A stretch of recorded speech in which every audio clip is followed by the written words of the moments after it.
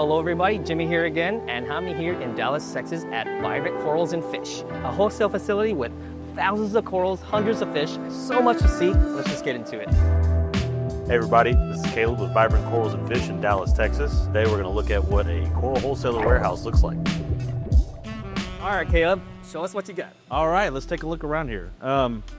We just got a shipment in yesterday of some fantastic Indonesian torches. We have Australian torches here. We try to keep all of our Euphyllia branching stuff into one tank so we can keep a lot of the parameters, torch coral, for example, or cristata from various parts of the world. You got to balance the entire ecosystem of the tank to keep everybody happy. Speaking of parts of the world, I heard you speak different languages.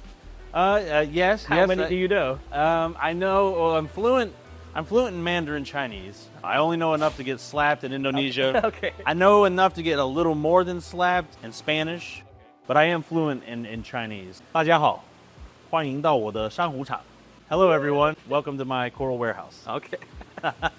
It's all about keeping certain tanks a certain way to keep certain corals happy. Here you're gonna see some meats, chalices. A lot of these come from some deeper parts, let's say in the Solomon Islands. These trackies from Australia, they enjoy a little bit of cooler water with lower par as well. Blastos will kind of grow anywhere, honestly. You can grow them in an ashtray, so no problem there. So as a wholesaler, you always want to have a plethora of choices for your stores. Yeah. Not every store is going to have the same kind of customer base, or the customer base will have different tastes. You want to provide a full palette of availability of stock. Being a wholesaler, for example, this whole tank is all elegance coral, all from Australia. Oh, but wow. we'll bring in hundreds of colonies like this because something like that, it's a common coral. It's also very popular, it provides movement. It's not overly expensive, so it's great for stores wanting to fill their tanks with something that actually takes up some room, has some movement.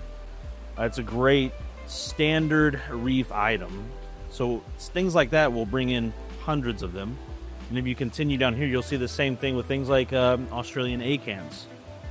You know, we try to get a variety of those, but always keep a bunch in stock because some people might want large colonies, some people might want medium colonies, small colonies, and down to our acan tiny packs where we do the work, we take the work out of cutting down the acans, as you can see right here, and we do packs of these for the stores, and these are very, very popular. We probably sell, I don't know, 200 to 300 of these every week. We're used to seeing huge colonies as a wholesaler. We break them down some for the stores, and then, but your average hobbyist isn't trying to buy a 6-inch by 6-inch colony or something, right?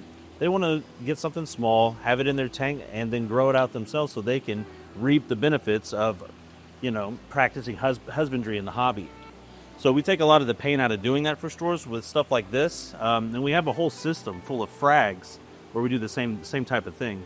We cut things down and basically provide a full palette of all different types of corals in smaller versions, and we'll sell like 100 frag pack of mixed types of corals. We'll get giant pieces like this. Yeah, this is amazing. So my choices here are, maybe there's a store with a customer that has a huge tank and they're looking for a centerpiece, gold tip elegance like that. Okay, that could go to them as is. Or in most cases, something like that, I'll probably cut that down into 20 to 32-inch chunks, let it heal, and then we sell it like that. If you look behind it here, these came in as huge pieces. But you cut them down. We cut them down and let them heal, and now they are chunk size and more palatable for the average Aquarius, yeah. Exactly. But things like you can't frag, for example, like these meat corals, Aussie acanthos, again, something like the elegance, we just buy it in bulk. Hi, my name is Danelle. I'm one of the owners here at Vibrant Corals and Fish. Yeah, Danelle's gonna walk us how she photographs the fish. I mean, not the coral. The coral. Do you photograph fish too? Yeah, well, sometimes. Sometimes? If I can catch them. Do you do this every time a new coral comes in? Every Yes. single coral that's Every ever come in? shipment. Yeah. No way. Yeah, Oh, there's wow. been a lot of long nights. Oh, wow. Okay, let's walk through it. Okay, so what I do first is I make sure that the racks are all clean and the coral is spaced out enough.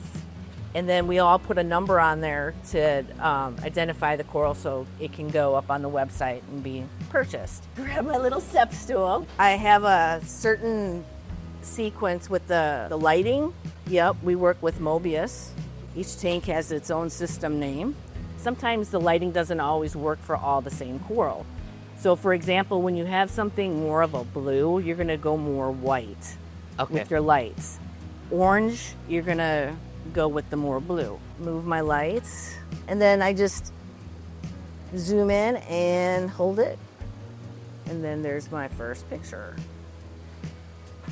There's not really a lot of touching up I do. I want to keep it as real as possible. As real as possible. Not oversaturated. Yeah. I enjoy taking pictures. It's relaxing to me sometimes when I can just come out here and just play with the coral, see what they look like. And it's just amazing how much they can change from day to day, as long as you take care of them, you know. So I love what I do.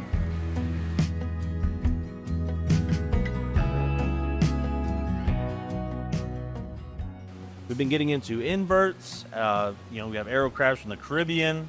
We got trocus snails, turbo snails. And that's been a huge thing for us to kind of expand into different categories. It's been great for our local stores because they can come in and get the types of things that they need on a daily basis, because a lot of the inverts and stuff like that, they're like tank maintenance animals. And so they're like a consumable item. Tanks are always going to need them. You need hermit crabs to eat up the detritus. Yep. You need urchins to eat up the algae, right?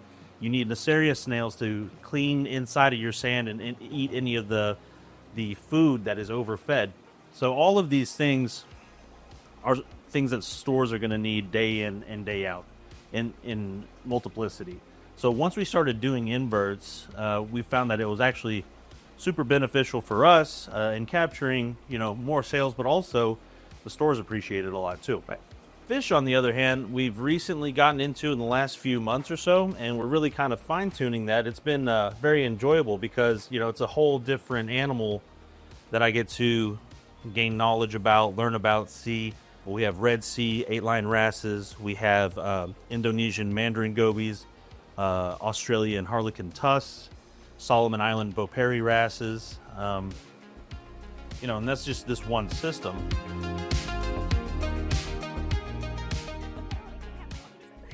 All right, we are here with Becky. That would be me. We are feeding Vitalis today. What do you have here? Yeah, so this is really good stuff. This is the Vitalis pellets. So if you look, this stuff is a smaller pellet size because the majority of the fish that we have here are going to be like the smaller mouth feeders. We do have the larger pellets for like these guys up here. Yeah, so these big boys, honestly, they don't really care for that really small pellet size, but we have the larger pellets I can show you that they really like, especially because they have more of like a predator style eating response. So they actually want to see something like hit the water and go for it. We got to see that. Of course, on camera, they're like not going to. Yeah, of course. This actually comes like in a chunk. I just break it up just to make my life easier. Okay. But normally this is like one actual like full piece that you would feed. But if you look over here, a lot of our fish are in all these little containment areas. These are really cool. Are these from Planet? They're so awesome. You have no idea how hard life was before these. Trying to use like egg crate and stuff. But you're always going to have like fish aggression whenever you're trying to put like a large group of the same fish together.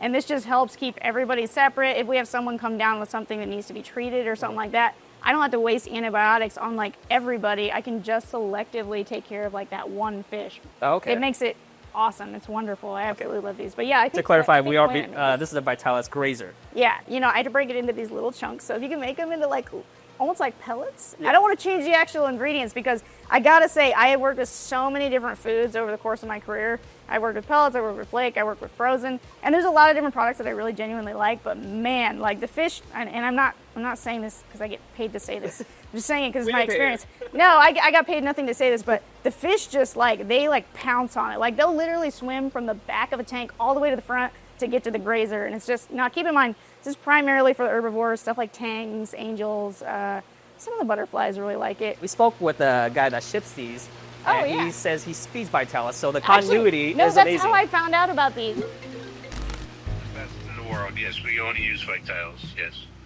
That's awesome. You can't get better. The grazer is just the log one, the big long log one grazer. Yeah. It's the best. I've grown fish an inch per month on that. Wow. Once people start using it, it's game over. Yeah, I mean, it's game over. I told Caleb, you know, when I found out you guys were getting Vitalis, I went nuts. I said, you just don't understand. I said, you must get this and feed the fish because, you know, I've seen it with my own eyes. There's a aquarium back here, okay? Because all they eat is Vitalis, okay? And I got orange shoulder tanks, the Soho tank that was 1 inch big. Now in 4 months, it's like almost 6 inches, okay? So it's only on the grazer. I only feed them the grazer. Okay, and even triggers eat it. Everybody eats it. These guys got it down, the guys in England. Whatever mixture they got in there, they put whatever really needs for the diet of the fish. Blue hippo tanks, no exaggeration, inch and a half, 2 inches thick. Nice. It's like you can fillet them and eat them. Keep us in the loop. Tell us any success stories like that. We'd love to hear them, and good luck to you, man. Listen to me. When you just tell people about you got Vitalis, you say one thing. Bingo.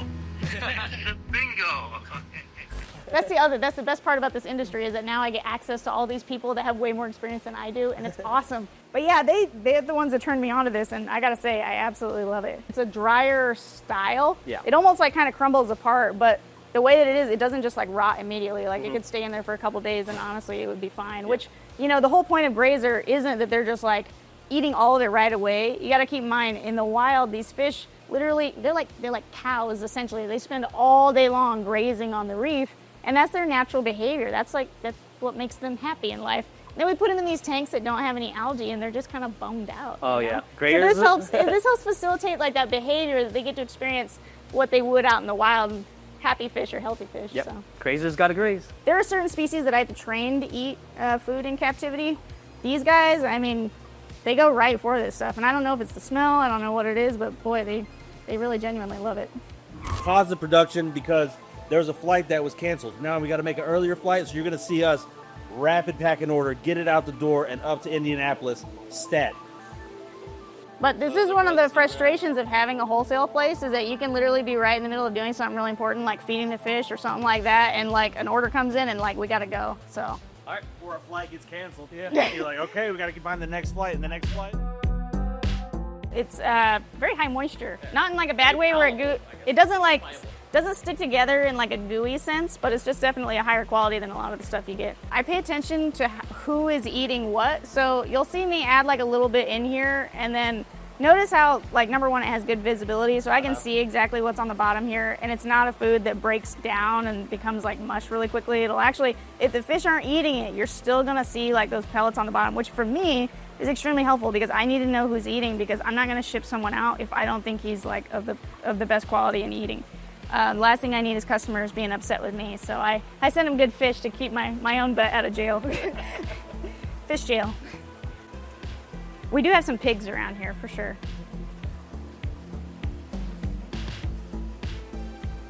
I mean, we move hundreds of fish through here. I mean, they come in and they leave, so having good water quality is a big deal for us. If we feed a lower quality feed, that especially like a lot of flake formulas that just kind of end up being mush, they end up getting stuck inside like these grates here. It just creates a massive amount of problems, especially like on a bacterial level. I also feed this to our coral systems too. You know, we have our frag tank fish over there that their number one role is to be eating algae and stuff like that, but this stuff is awesome. We'll have shipments that, you know, I'll be right in the middle of feeding and then all of a sudden, boom, like a fish is leaving here. I don't want a food that's gonna sit here and rot really quickly, because what happens is at the end of the day, like you can see, so this morning I consolidated all the fish down. There were literally no gaps in any of these arrays. Now you can see, I mean, just about a third of our arrays are already gapped out. This food isn't gonna just like dissolve and become nothing overnight. So I can either, I mean, if I don't get around to it today, I can go in tomorrow and get the food out from the arrays that, you know, now those fish aren't there, they aren't able to eat it, but it's also not causing me long-standing problems in my system. This really is an industry where the devil really is in the details. Oh, he's actually doing it now. I love when they do that. They do this thing where they sort of like perch and they look upright, and it's almost like he's waiting for something to like fall into the water. I love watching these guys. Oh, yeah.